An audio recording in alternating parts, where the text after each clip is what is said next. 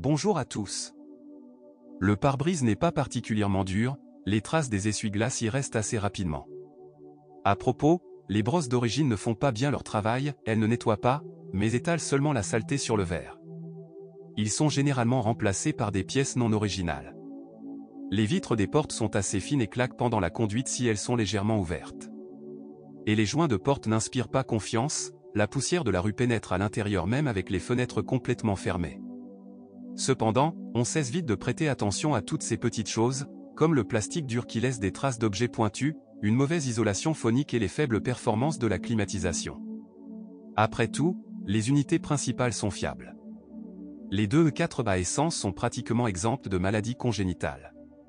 Ils sont équipés d'une chaîne dans le mécanisme d'entraînement de distribution de gaz avec un système de contrôle de phase VVTI. De plus, ils peuvent digérer l'essence de qualité 92 sans douleur.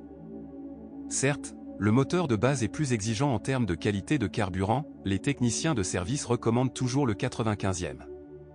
De plus, après 100 000 km, la chaîne peut s'étirer, ce qui se traduira par des bruits de cliquetis et une augmentation du bruit du moteur, et cela est particulièrement évident lorsqu'il fait froid.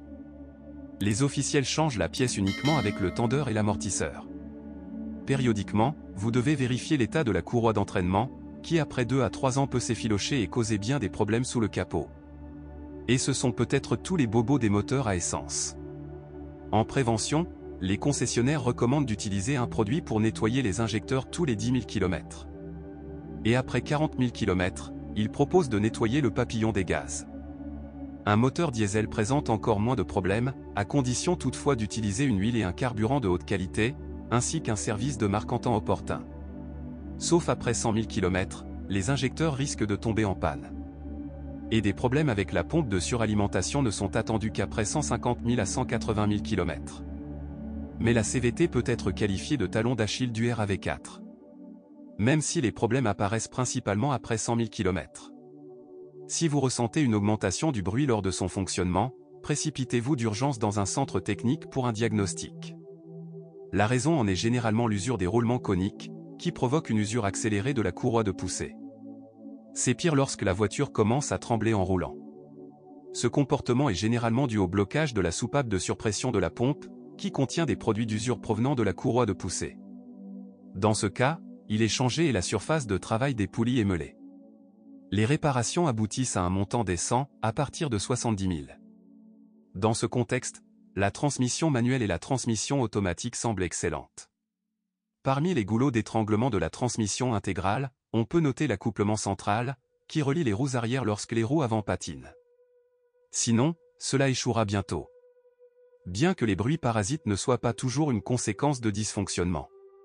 Par exemple, les amortisseurs rebondissent souvent, donnant l'impression que la voiture a heurté un énorme rocher et que ses roues sont tombées. En fait, il ne s'agit que d'une caractéristique de conception de la suspension à court débattement. Quant à ces dysfonctionnements typiques, les propriétaires mettent le plus souvent à jour les bagues et les jambes de force stabilisatrices, ainsi que les blocs silencieux des bras de commande avant. Après 50 000 à 70 000 km, les roulements de roues et les amortisseurs avant peuvent devoir être remplacés.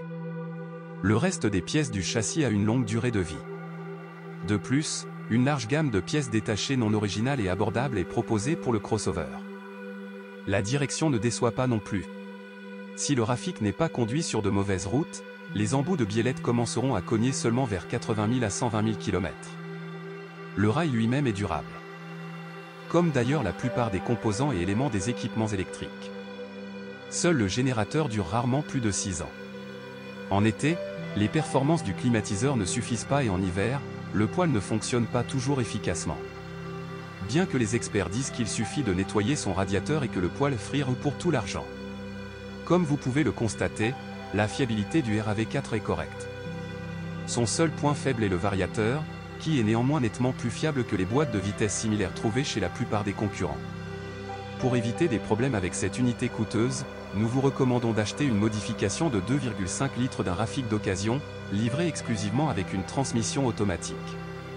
Si vous souhaitez économiser de l'argent, nous vous recommandons la version avec un moteur de 2 litres et une transmission manuelle. Si vous possédez ou aviez un tel modèle, partagez des informations sur ce qu'il casse et comment dans les commentaires.